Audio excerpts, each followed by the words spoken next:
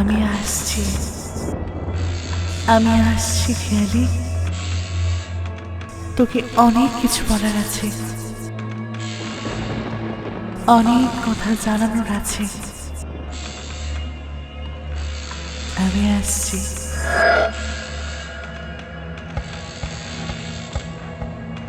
আসছি খেয়ালি।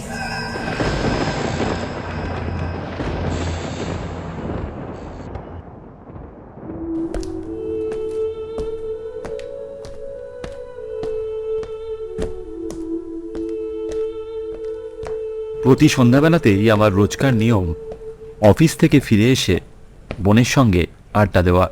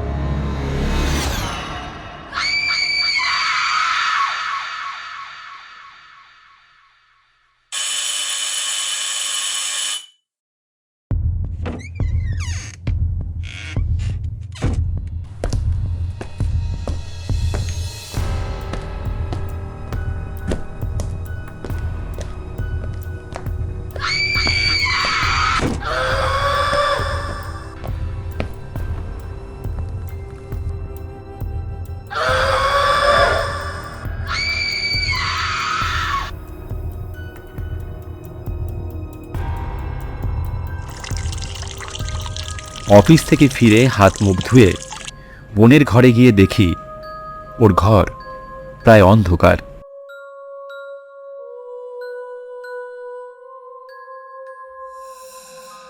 খেয়ালি, খেয়ালি, বোনো, বোনো, কোথায় তুই? তোর ঘর অন্ধকার কেন? বোনো। বারবার ডেকেও কোনো সাড়া শব্দ পেলাম না। দেখলাম ওর ঘরের দরজাটা ভেজানো। আলতো করে হাত দিতেই শব্দ করে খুলে গেল দরজাটা। নিকষ কালো অন্ধকার ঘরটার ভেতর। একটা মোমবাতি শুধু দুলে দুলে জ্বলছে। কিরে বোনো, ঘরটা এমন অন্ধকার করে কেন রেখেছিস? আমারও কোনো উত্তর পেলাম না। কোনো সাড়া শব্দ না পেয়ে ঘরের লাইটটা আমি জ্বালাই।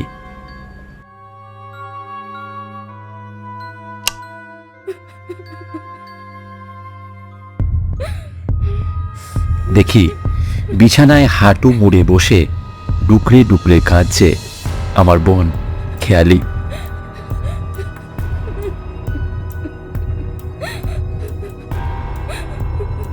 কিরে তুই কাঁদছিস কেন?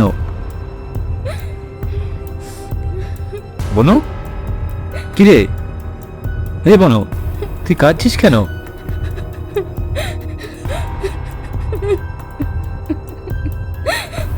বেশ কয়েকবার ডাকার পর বোন আমার দিকে তাকায়।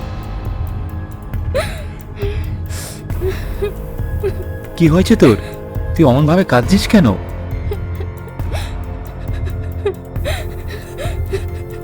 মানুষই 4 দিন আগে মারা গেছে দাদা।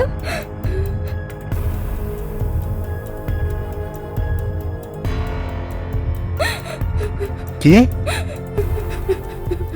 এই কথাটা শুনে আমি যেন আকাশ থেকে পড়লাম। কারণ মানসীকে আমিও সেই ছোটবেলা থেকে চিনি। আমার বোন আর মানসী স্কুলের সময় থেকে বন্ধু, একসাথে কলেজ আর তারপর ইউনিভার্সিটি, সবটাই একসাথে।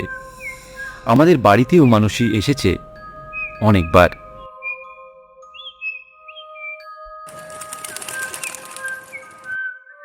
কি বলছিস তুই বনু? আমি তো বিশ্বাসই করতে পারছি না। এই তো মাসখানিক আগে হবে।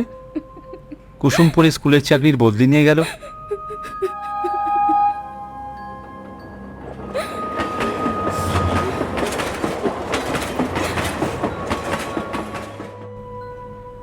আমার সুস্থ সবল মেয়েটা এ কি করে সম্ভব? আমিও শুনে কথা বলার ভাষা হারিয়ে ফেলেছি দাদা। কদিন থেকেই ওকে ফোন করছি, কিন্তু কিছুতেই ফোন রিং হচ্ছিল না। তাই আজকে ওর বাড়িতে ফোন করে কাকিমার সাথে কথা বলি, জানতে পারি ও নাকি 4 দিন আগেই মারা গেছে।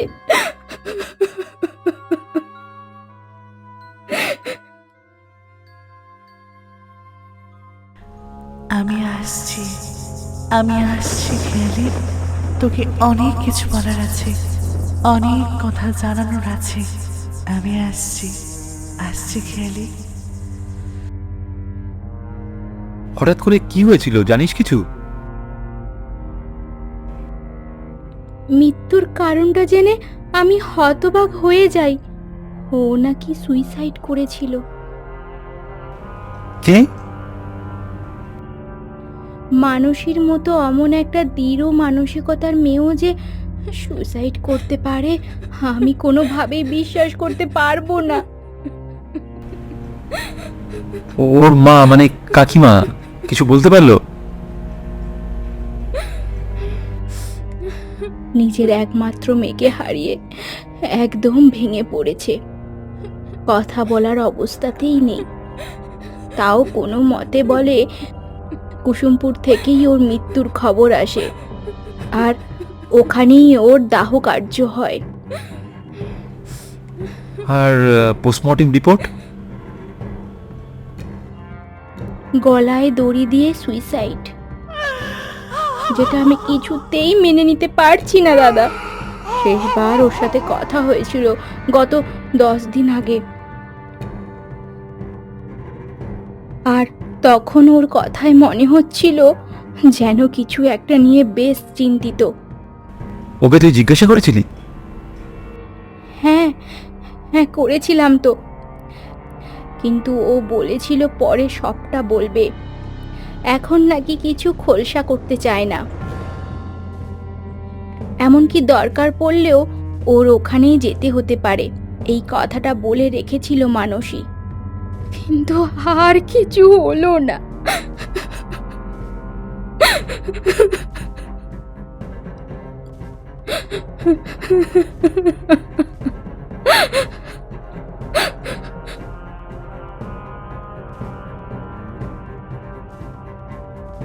বোনের চোখ দিয়ে আবার জল গড়িয়ে পড়ে। এরপর আমরা দুজনেই কিছু সময় চুপ করে থাকি। হঠাৎ করেই বোন বলে ওঠে, দাদা দাদা, আমি প্ল্যান চেট করব। হ্যাঁ? তার মানে? আমি প্ল্যান চেট করে ওর আত্মাকে ডেকে এনে সত্যিটা জানতে চাই দাদা, না হলে আমার বন্ধুটার আত্মার শান্তি হবে না, আমি আমি নিশ্চিত।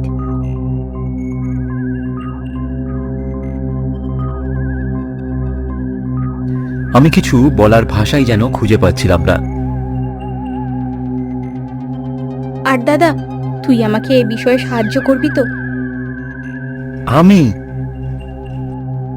তুই নিজে কলেজ জীবনে কত প্ল্যান চেট করেছিস, সেটা নিয়ে কত ঘটনাও শুনিয়েছিস আমায়, আর আজকে আজকে আমার বন্ধুটার জন্য কিচ্ছু করবি না দাদা? কি রে দাদা, কি রে, বল বল দাদা, করবি না, করবি না কিছু?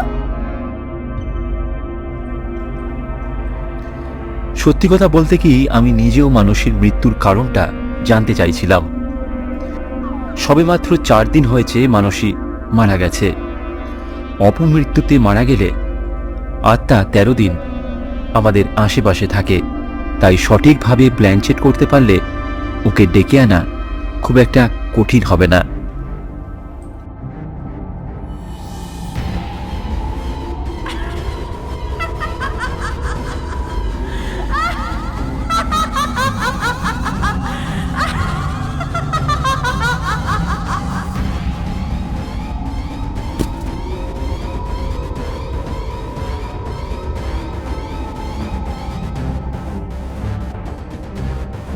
ঠিক আছে ঠিক আছে, তাহলে এক কাজ কর, আজ রাত 1টা থেকে 3টের মধ্যে কাজটা করতে হবে।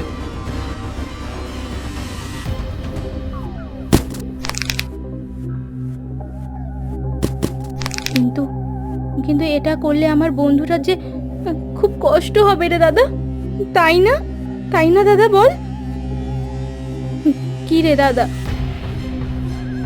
সে তো একটু কষ্ট হবেই রে, একটা অন্য জগৎ থেকে এখানে আনা হলে একটু তো কষ্ট হবেই। তবে আমি চেষ্টা করব যতটা সম্ভব ওর যাতে কষ্টটা কম হয়।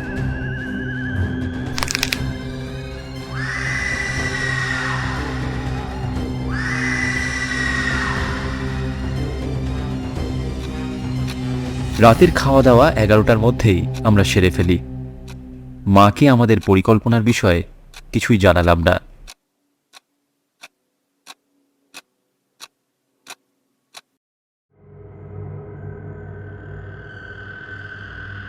আমাদের বাড়ির দোতলায় একটা ঘর আছে, যেটা আমরা ব্যবহার করি না। ঘরটা সাদামাটা হলেও এই কাজের জন্য একদম উপযোগী।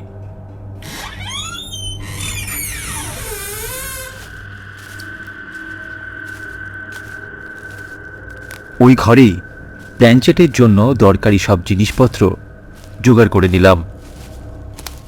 একটা তেপায়া নিচু টেবিল, একটা লাল মোমবাতি, আর মানুষের প্রিয় জিনিসের মধ্যে একগোছা জুঁই ফুলের মালা। রাত 12:30টার মধ্যে আমরা 2 ভাই বোন মানসিকভাবে তৈরি হয়ে নিলাম। বনু, একটা বিষয় কিন্তু আছে, সেটা ছাড়া বেশ অসুবিধা হতে পারে। কি রে দাদা?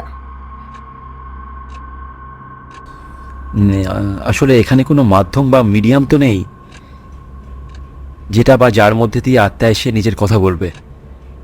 সেটা জীবিত কিছু না হলে খুব মুশকিল। কেন? আমি আছি তো।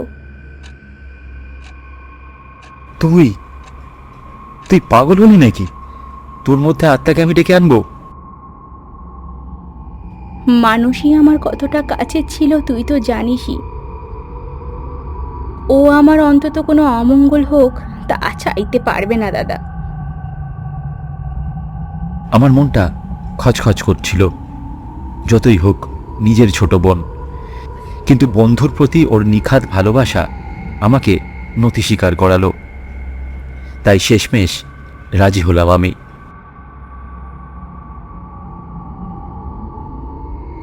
দাদা, ঘরের জানালাটা খোলা রাখলি যে?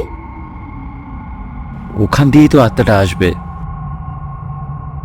মন মুখে কিছু না বললেও ও যে বেশ খানিকটা ভয় পেয়েছে তা ওর মুখ দেখেই স্পষ্টভাবে বোঝা যাচ্ছিল।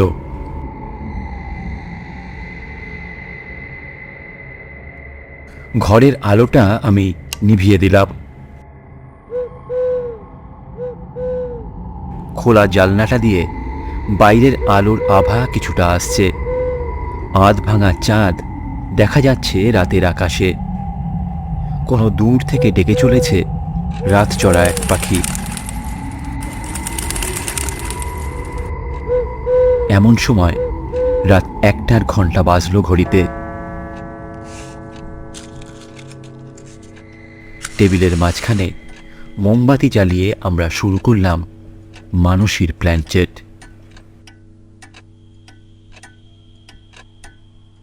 দুজনে আমরা চোখ বুজে সোজাসুজি বসলাম। দুজন দুজনের হাত ছুঁয়ে থাকলাম। মানসীর নাম আর ওর মুখটা মনে করতে লাগলাম।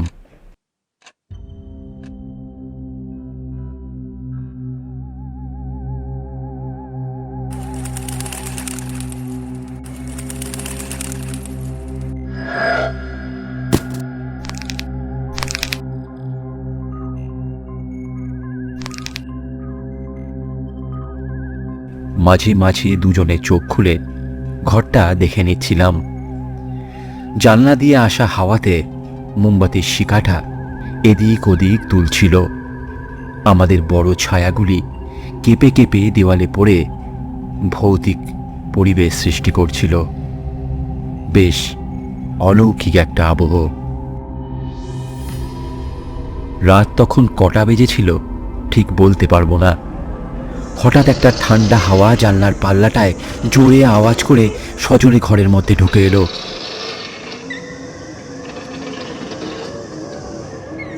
আর তারই সঙ্গে সাদা ধোয়ার মতো কিছু একটা জানলা দিয়ে ঘরে ঢুকলো।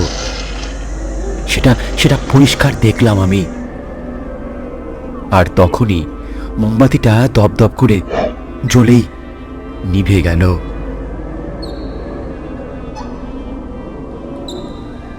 বুঝতে অসুবিধা হলো না যে মানসীর আত্মা চলে এসেছে ঘরে।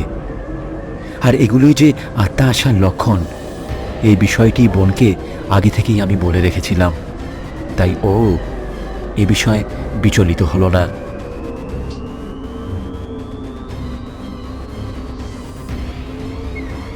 জানলা দিয়ে আসা হালকা আলোতে বুঝতে অসুবিধা হলো না একটা সাদা ছায়া আমাদের থেকে কিছুটা দূরে দাঁড়িয়ে আছে। কয়েক মুহূর্ত স্থির থাকার পর আমাদের দুজনের চারিপাশে খানিকক্ষণ যেন সেটা ঘুরল। ঠিক ঘুরল না, বলা যায় যেন হাওয়াতে ভেসে গেল। ছায়াটার ঠান্ডা নিঃশ্বাস ঘাড়ে পড়ল আমার। আর তারপর বোনের পাশে এসে দাঁড়িয়ে রইল সেই সাদা জমাট ধোঁয়াটা। বুঝতে পারলাম মানসী কোনো মাধ্যম ছাড়াই সরাসরি এসেছে। আর আত্মা কোনো মাধ্যম ছাড়া সরাসরি এলে এতে তাদের অনেক বেশি কষ্ট হয়। তবে কি ওর জরুরি কিছু বলার আছে আমাদের? এমন কিছু রহস্য যা আমাদের না জানালেই নয়।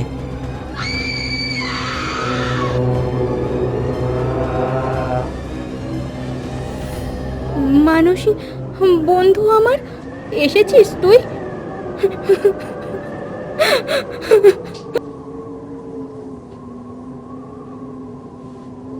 হ্যাঁ খেয়ালি, আমি এসেছি রে, আমি এসেছি। তুই ডেকেছিস আর আমি আসবো না, তা কখনো হয়?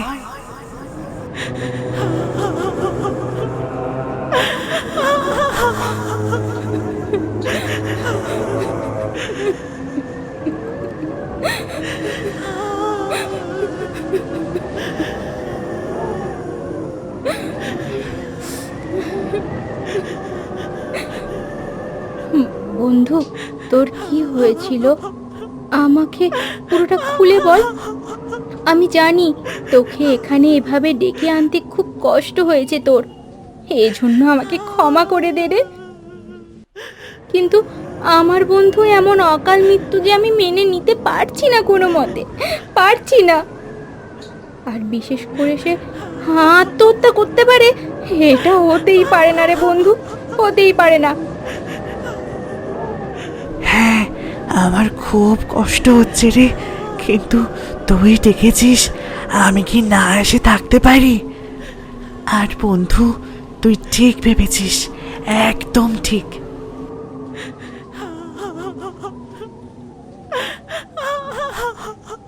তুই আত্মহত্যা করিসনি তো? আমি জানতাম, আমি জানতাম এটা, তুই আত্মহত্যা করিসনি। ঠিক কি হয়েছিল মানসী তোমার সঙ্গে? আমাদের কি একেবারে খুলে বলো। হ্যাঁ দাদা, আজ তোমাদের সবটা বলবো। আজ থেকে ঠিক 1 মাস আগের কথা। আমার বদলি হয় কুসুমপুর কোয়েট উচ্চ বিদ্যালয়ে।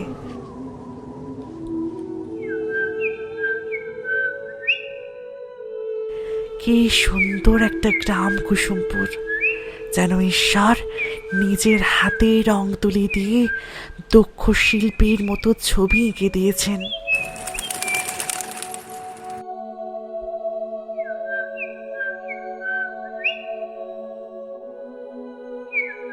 শহর থেকে, বাবা মার থেকে এত দূরে গিয়েও এত সুন্দর জায়গাতে কোনো কষ্টই আমাকে ছুঁতে পারেনি।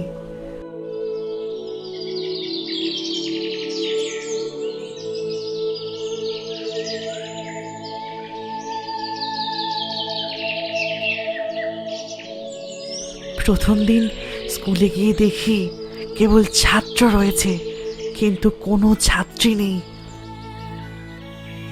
পরপর 3টি ক্লাস সেদিন নিলাম, প্রতিটাতেই একই ঘটনা। আমি ক্লাসের ওদের কাউকে কিছু জিজ্ঞেস করলাম না।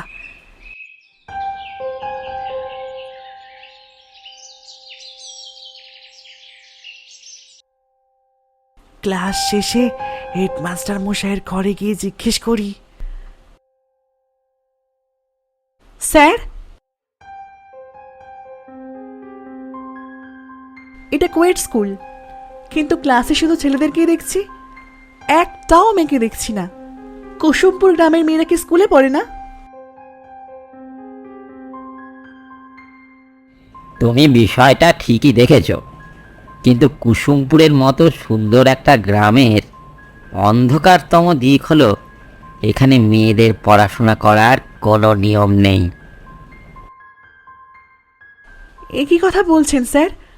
মেয়েরা কি নিজেরাই পড়তে চায় না?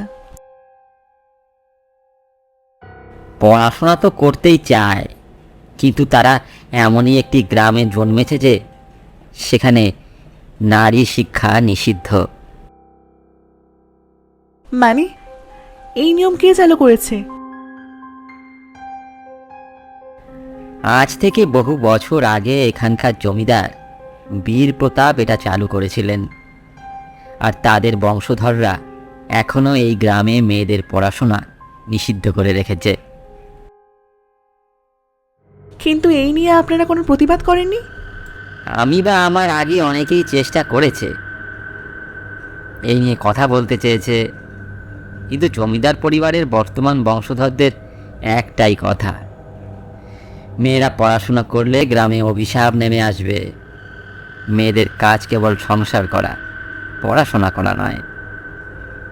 কি আর বলতে পারি বলো, ওরা জমিদার, আমরা সামান্য সরকারি চাকরি করতে এসছি এখানে, কি আর বলবো।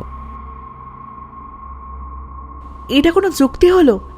আচ্ছা, তাহলে সরকার থেকে নারী শিক্ষার যে টাকাটা আসে সেটার কি হয়? জমিদার পরিবারের বর্তমান বংশধর অজিতেশ বাবু গ্রাম প্রধান, উনি ওই টাকাটা নিয়ে নেন। বাহ, দারুণ! আমি আজই অজিতেশ বাবুর সাথে কথা বলবো। এই বিষয়ে তোমার কি না পড়লেই নয় মানসী?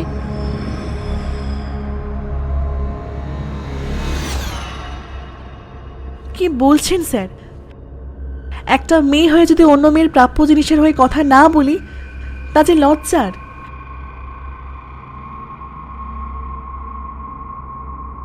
আমি সেদিন সন্ধ্যেবেলাতে অজিতেশ বাবুর বাড়িতে গিয়ে সব কথা জিজ্ঞাসা করি।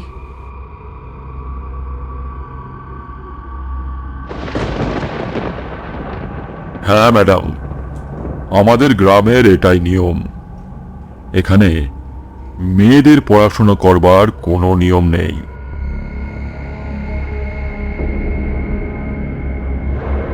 কিন্তু কেন? মেয়েরা এখন ছেলেদের থেকে কোনো অংশে কম নয়। দাঁড়ান দাঁড়ান ম্যাডাম, অন্য কোথায় কি হচ্ছে জানি না, আর জানতেও চাই না, কিন্তু এখানে এই সব চলবে না। এটা শুধু আপনাকে আমি খুব সোজাভাবে বলে দিতে পারি।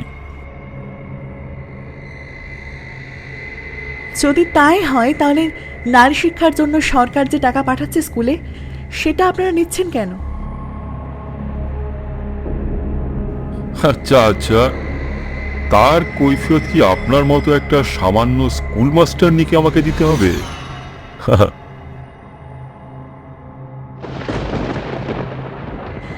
আমাকে না দিলেও প্রশাসনকে যে দিতেই হবে অজিতেশ বাবু। আপনি আপনার জায়গাটির অপব্যবহার করছেন। আমি স্কুলের সমস্ত ফাইল চেক করে দেখব। তৈরি হয়ে থাকুন। আবারও ভেবে নিন ম্যাডাম, আপনার কিন্তু বিপদ হতে পারে।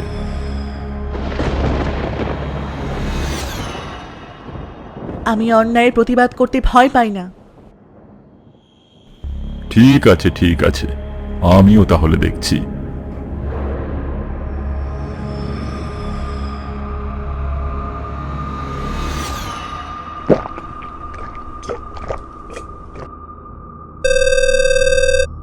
হ্যালো বিশু, শুনতে পাচ্ছিস?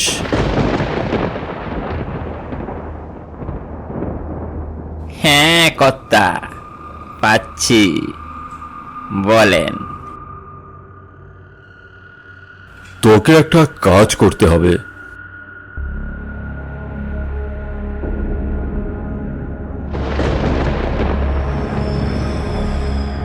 এর পরের কয়েকটা দিন আমি প্রমাণ জোগাড়ের কাজে লেগে পড়ি।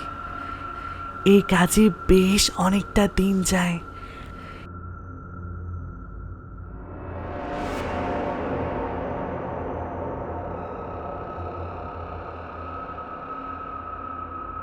আস্তে আস্তে সমস্ত প্রমাণ জড়ো করে একটা ফাইলে গুছিয়ে রাখি। আর তার 2 দিন পর সন্ধেবেলায় অজিতেশ বাবুর বাড়ি যাই আমি।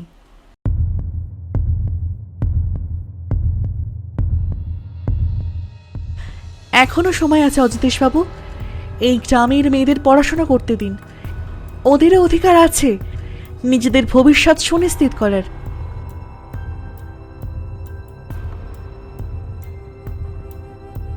কিন্তু অজিতেশ বাবু তখন দুর্নীতির নেশায় মত্ত।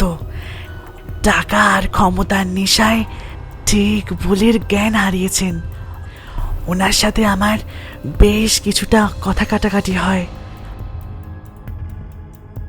কিন্তু উনি নিজের জায়গায় অনড়।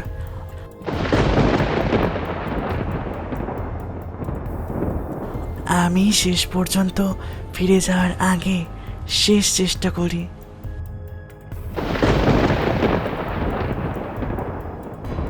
অজিতেশ বাবু, আর একবার ভেবে দেখুন, কালকে সকালেই সব তথ্য প্রকাশ পাবে। আমার কাছে প্রমাণ আছে।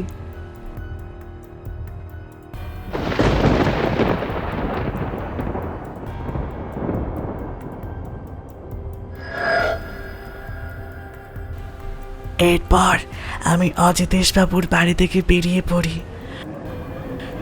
অন্ধকার গ্রামের মাটির রাস্তা, শহরের মতো আলো পাকা রাস্তা কিছুই নেই। অন্ধকারে ধীরে ধীরে চোখ সয়ে যায়, কিন্তু বেরোনোর কিছু পরেই বুঝতে পারি কজন যেন আমার পিছু পিছু আসছে, আর আমি থামলে ওরাও থামছে।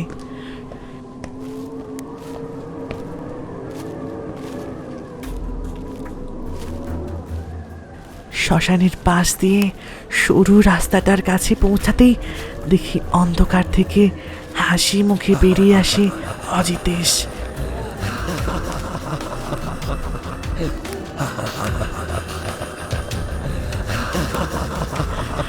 মুখে তার শয়তানের হাসি।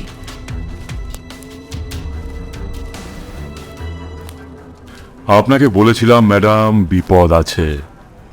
আপনি কিছুতেই শুনলেন না আমার কথা। এবার বুঝবেন বেশি বুঝলে কি হয়। ওপরে গিয়ে মেয়েদের জন্য লড়াই করুন। এই জগতে আপনার আর কোনো দরকার নেই।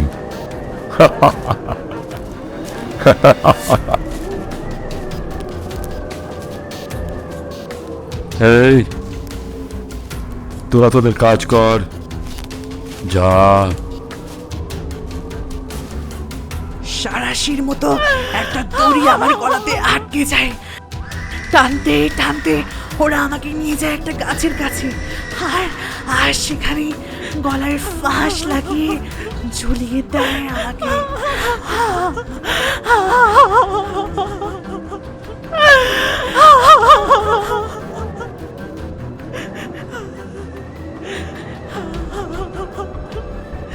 আমি আর বোন ওকে যে কি বলবো তা বুঝে উঠতে পারছিলাম না।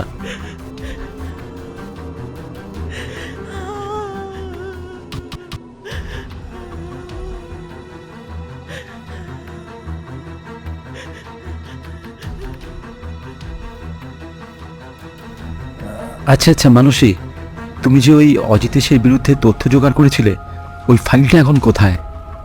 ওটা পেলেই একমাত্র অজিতেশকে শাস্তি দেওয়া যাবে। আমার মৃত্যুর পর ওরা সবাই সেটা খোঁজার চেষ্টা করেছিল দাদা, কিন্তু পায়নি। ওরা সেটা পায়নি। আমি তো জানতাম ওটার মূল্য কতটা, তাই তো যে বাড়িতে আমি ভাড়া থাকতাম সেখানে একটা কাঁঠাল গাছের নিচে পুঁতে রেখেছিলাম ফাইলটা। ওটা তোমরা আজও ওখানে পাবে। বাকি কাজ হতে আর দেরি হয়নি। পরের দিন পুলিশ নিয়ে কুসুমপুরে গিয়ে মানসীর বলে যাওয়া নির্দেশ মতো আমরা ফাইল উদ্ধার করি। গ্রেপ্তার হয় অজিতেশ।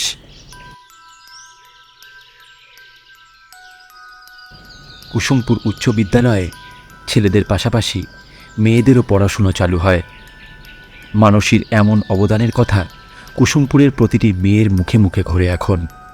তারাও সবাই মানসীর মতোই নির্ভীক প্রতিবাদী হওয়ার স্বপ্ন দেখে। আরেকটি কথাও কানে আসে। অজিতেশ জেলে যাওয়ার 3 দিনের মধ্যে থেকেই নাকি একটি মেয়ের আত্মা দেখতে পেত।